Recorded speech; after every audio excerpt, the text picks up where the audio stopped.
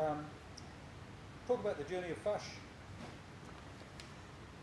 Kua ahua ono tau, te kaumātuatanga o te wharekai nei, o te kaupapa nei o Fush. He nui ona piki, he nui anō hoki ona heke. Engari te mutunga iho ko tēnei wharekai nei, he wharekai e wheke ana ki te manaaki i te hapori, e ngana ana ki te tiaki me te raupi i te hapori, maroto rawa i te whāngai i ngā kai o te moana, ngā mau o te moana, me ngā peka, me ngā huamata me rā momo kai, ka mutu, ka haere tahi e rā kai me te reo, me ngā tikanga Māori e mohi o tia nei e tātou katoa. What's your biggest concern under this red light system for your business here, Anton? E toru pea ngā maharahara oku i tēnei wā mō te taha pakihi. Tuatahira ko te hauara o ngā kaimahi, pea te mea nui, kei mua te aroaro i te mea, e hari te mea e oti i ngā kaimahi te noho ki te kāinga, me te mahi i wārātou mahi. Engari ke ia me haere mai ki te mahi, ki te manaaki, i te manuhiri ka taetai mai nei ki roto i te wharekai. Nō reira, e hari te mea he mōrearea rawa tērā, engari kei reira ona mōrearea tanga. Nō reira, koira pea te wanga e noho mā tāmua ana i roto i au i tēnei wā.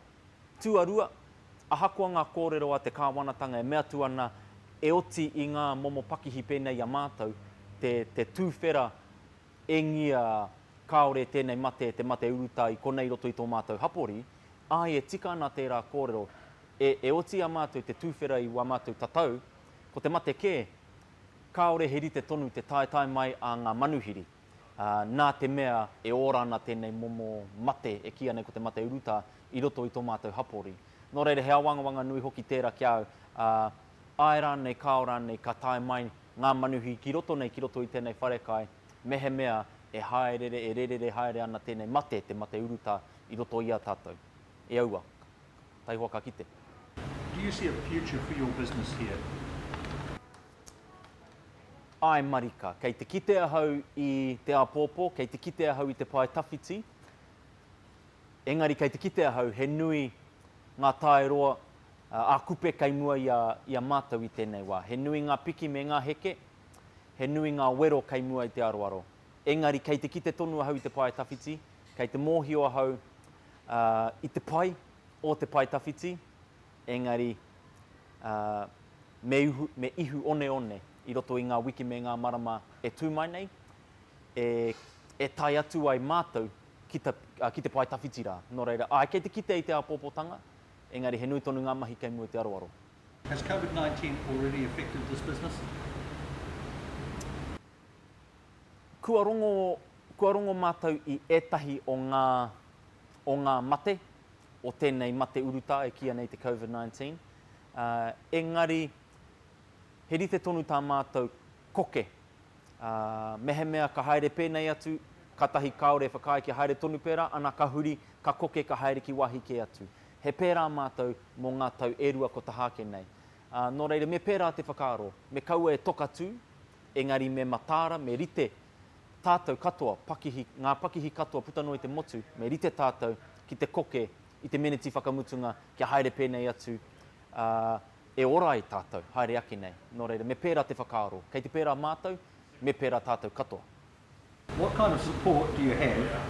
Have the government helped in any way?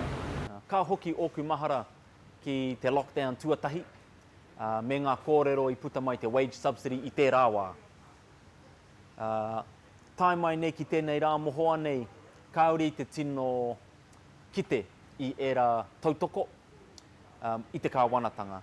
Nō reira, kei te kite haere, o kei te kite ahau, ka noho tērā haipapa, te haipapa e puta i te ihu o te pakihi, kei te noho tērā haipapa, kei runga tonu i ngā poko whiwhi o te pakihi tonu.